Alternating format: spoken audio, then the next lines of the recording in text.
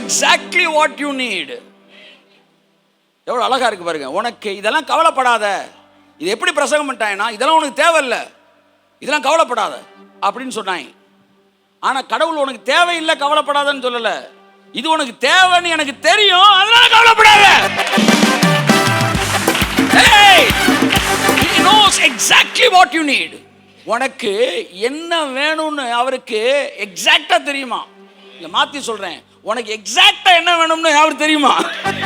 He knows exactly what you need. Comma இங்கிட்டு போடு, இல்ல கமா அங்கிட்டு போடு. He knows exactly what you need. He knows exactly what you need. உங்களுக்கு என்ன வேணும் அவருக்கு தெரியும். இதை விட வாழ்க்கையில் வேற என்ன சார் வேணும் உங்களுக்கு? சொல்லுங்க, எல்லாம் ஒன்று சொல்லுங்க. எனக்கு என்ன வேணும்னு அவருக்கு.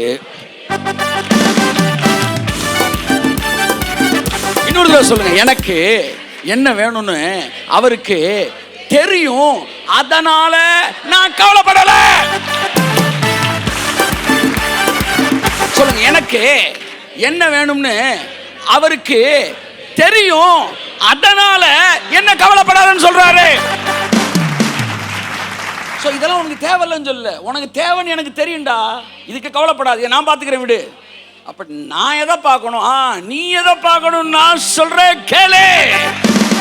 வாசிக்க அடுத்த வசனம். இவைகளை எல்லாம் அஞ்ஞானிகள் நாடி தேடுகிறார்கள். அஞ்ஞானிகள் fatherless people, கடவுள் இல்லாத, அதாவது தகப்பன் இல்லாதவர்கள், ஆர்ஃபன்ஸ் அப்படிதான் இருக்கு ஒரு மொழிபெயர்ப்பு. அனாதைகள் நாடி தேடுகிறார்கள்.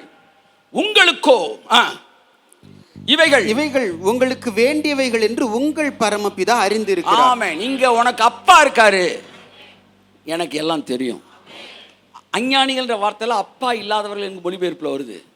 அவனுக்கு அப்பா இல்லை, பாவம், அவன் ஓடி தான் சம்பாதிக்கணும். உனக்கு நான் அப்பா, நான் இருக்கேன்டா. உனக்கு என்ன தேவன் எனக்கு